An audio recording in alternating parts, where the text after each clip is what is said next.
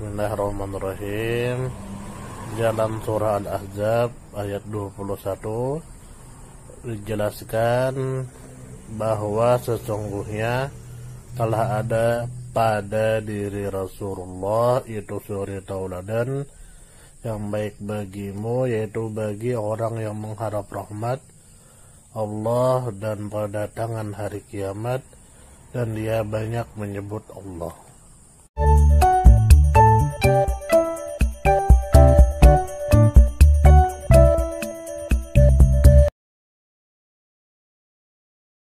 Bismillahirrahmanirrahim. Bertemu lagi dengan channel Menjelang Tidur. Semoga bisa kita ambil manfaat. Terima kasih silaturahminya. Di sini kita lanjut membaca buku Terjemah Nurul Yakin karya Syekh Muhammad Al-Khudrabik.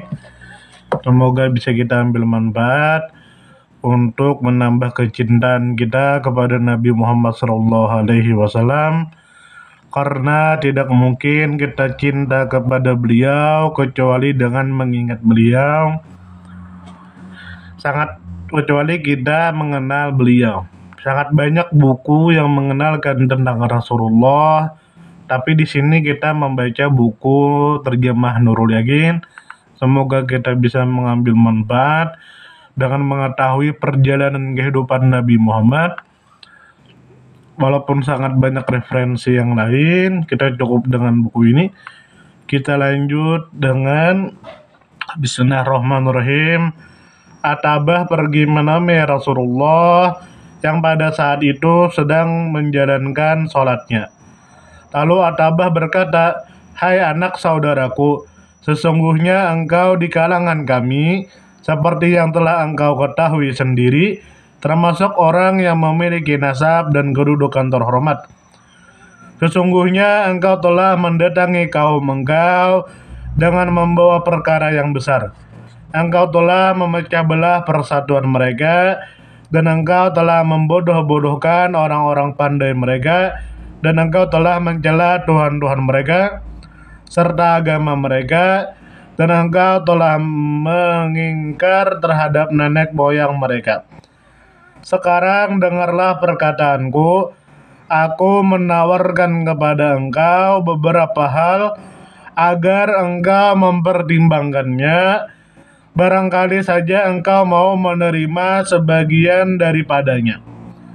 Rasulullah menjawab, "Silakan kau katakan, hai Abdul Walid, aku akan mendengarnya." Disinilah adab dan sopan santun Nabi Muhammad. Jadi kita bisa mengambilnya dengan contoh tauladan beliau, yaitu beliau mau menerima pendapat dan mau mendengarkan perkataan orang lain.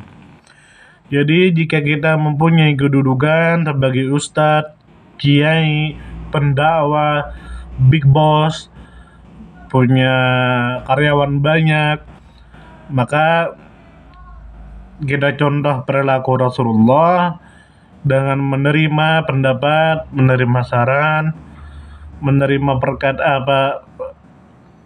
mendengarkan saran orang, mendengarkan perkataan orang. Abu Walid berkata, "Hai anak saudaraku, bila mana dengan apa yang telah engkau datangkan itu, engkau menghendaki harta benda, kami akan mengumpulkannya dari harta benda kami buat engkau, sehingga engkau akan menjadi orang yang paling kaya di antara kami. Bila mana engkau menghendaki kedudukan, kami akan menjadikanmu pemimpin kami, hingga kami tidak berani memutuskan suatu perkara tanpa restu engkau. Bila mana engkau menghendaki kerajaan, kami akan menjadikanmu sebagai raja kami. Bila mana wahyu yang datang kepada engkau itu merupakan gangguan dari jin yang engkau tidak mampu mengusirnya dari diri engkau, kami akan mencari seorang tabib buat engkau, dan untuk itu kami siap mengorbankan harta kami sehingga engkau sembuh dari gangguannya. Sesungguhnya terkadang seseorang tidak mampu mengalahkan gangguan jin selain harus diobati. Kemudian Rasulullah berkata, apakah kata-kata engkau sudah cukup, hai Abul Walid? Abu Walid menjawab, ya Rasulullah. Ya, Rasulullah berkata kepadanya, sekarang engkau dengarkan aku.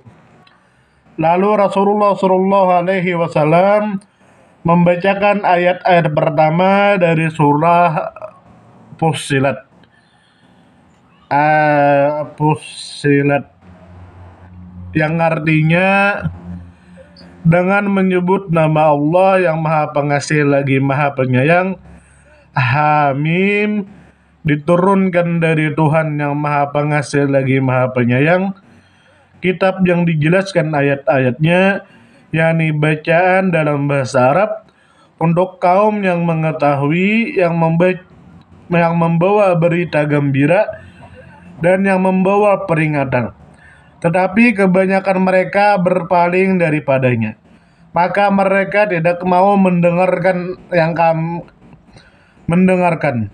Mereka berkata, hati kami berada dalam tutupan yang menutupi apa yang kalian seru kepadanya, dan telinga kami ada sumbatan, dan di antara kami dan kalian ada dinding, maka bekerjalah kalian.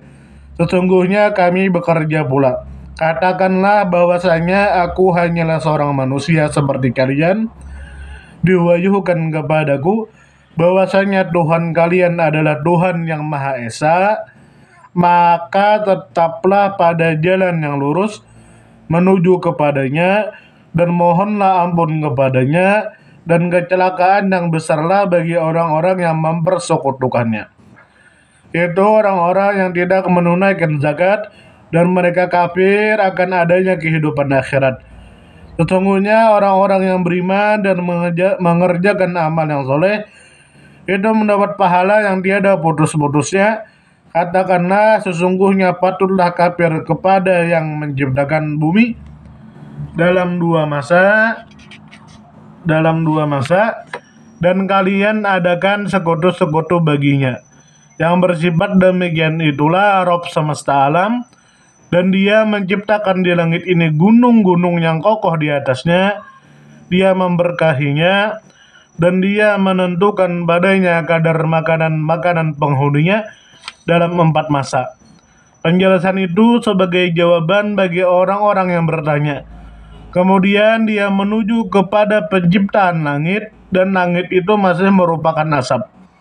Lalu Dia berkata kepadanya dan kepada bumi, datanglah kalian keduanya menurut perintahku dengan suka hati atau terpaksa. Lalu keduanya menjawab, kami datang dengan suka hati.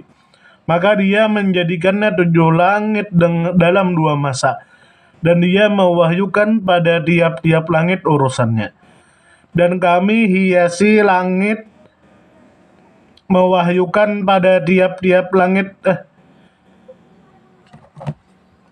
mohon maaf. Dan kami hiasi langit yang dekat dengan bintang-bintang yang cemerlang, dan kami memeliharanya dengan sebaik-baiknya.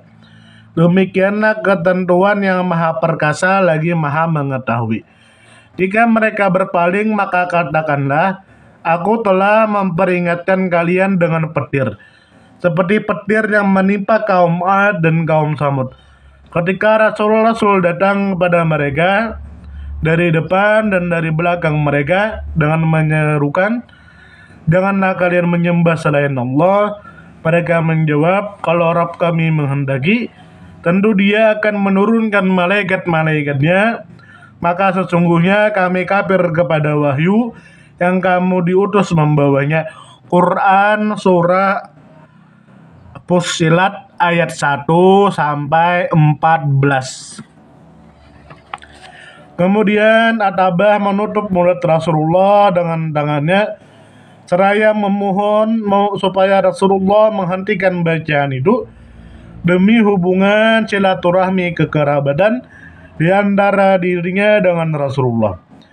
Setelah Atabah kembali, orang-orang Quraisy bertanya kepadanya, Ia berkata, demi Allah, aku telah mendengar satu kalam yang belum pernah aku dengar bandingannya. Demi Allah, itu bukan syair, bukan ramalan, dan bukan bola sihir. Hai orang Quraisy, taatlah kalian. Aku mohon kalian mau menjadikan dia di bawah perlindunganku.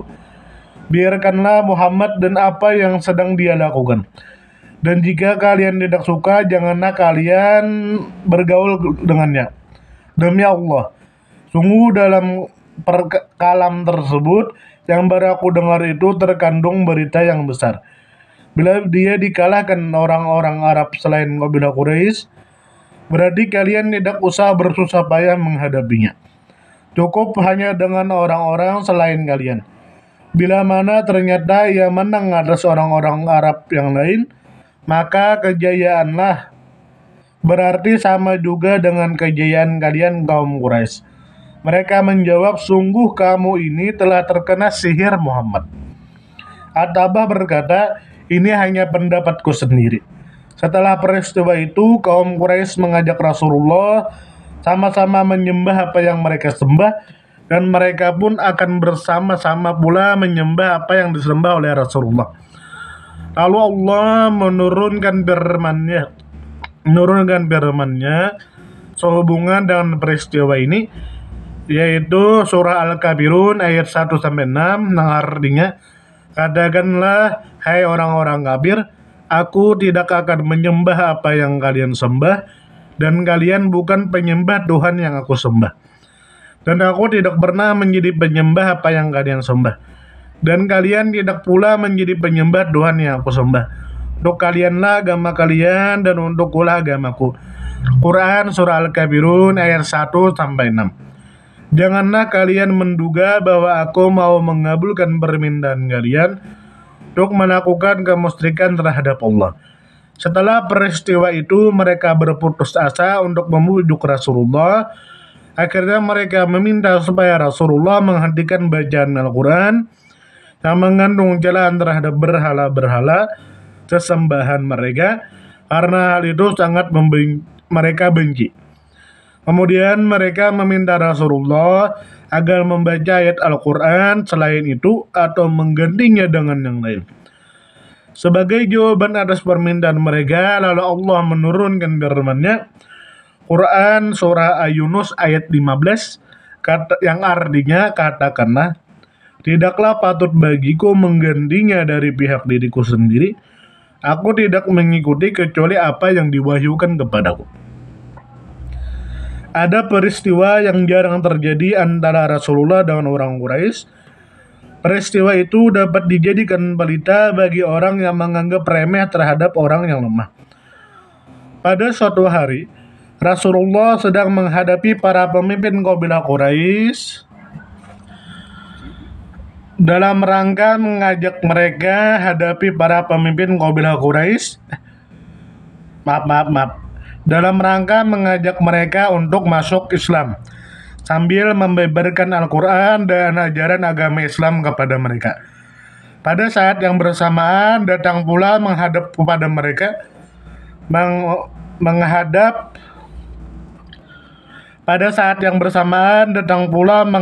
Abdullah ibnu Umi Maktum yang kedua matanya telah buta. Dia termasuk orang-orang yang lebih dahulu masuk Islam. Pada waktu itu Nabi sedang sibuk menghadapi para pemimpin Quraisy, dan Nabi kali ini melihat mereka ramah sekali, sehingga Nabi bersemangat untuk mengajak mereka masuk Islam. Lalu Abdullah berkata kepada Rasulullah, wahai Rasulullah, ajarkanlah kepadaku apa yang telah diajarkan Allah kepadamu. Abdullah terus-menerus mengucapkan permintaan itu sehingga dirasakan amat berat oleh Rasulullah. Rasulullah tidak suka Abdullah memotong pembicaranya karena ia merasa khawatir bahwa bila perhatiannya dipalingkan untuk meladeni Abdullah yang miskin itu, hal tersebut akan mengakibatkan mereka antipati terhadap Islam. Akhirnya Rasulullah memutuskan untuk tidak meladeninya. Maka turunlah firman Allah Subhanahu wa taala yang artinya, Dia Muhammad bermuka masam dan berpaling karena telah datang seorang buta kepadanya. Tahukah kamu, barangkali ia ingin membersihkan dirinya dari dosa, atau dia ingin mendapat pengajaran. Lalu pengajaran itu memberi manfaat kepadanya. Adapun orang yang merasa dirinya serba cukup, kamu melayaninya, padahal tidak ada celaan atasmu. Kalau dia tidak membersihkan di kalau dia tidak membersihkan diri beriman, dan adapun orang yang datang kepadamu dengan bersegera untuk mendapat pengajaran, sedangkan ia takut kepada Allah, kamu mengabaikannya. Quran Surah Abasa ayat 1-10. Setelah peristiwa itu, Rasulullah sama sekali tidak berani bermuka masam terhadap orang miskin. Bila mana datang menghadap kepada beliau, Abdullah bin Ummi Maktum, Rasulullah selalu menyambutnya dengan kata-kata, "Selamat datang orang yang menyebabkan aku ditegur oleh Tuhanku."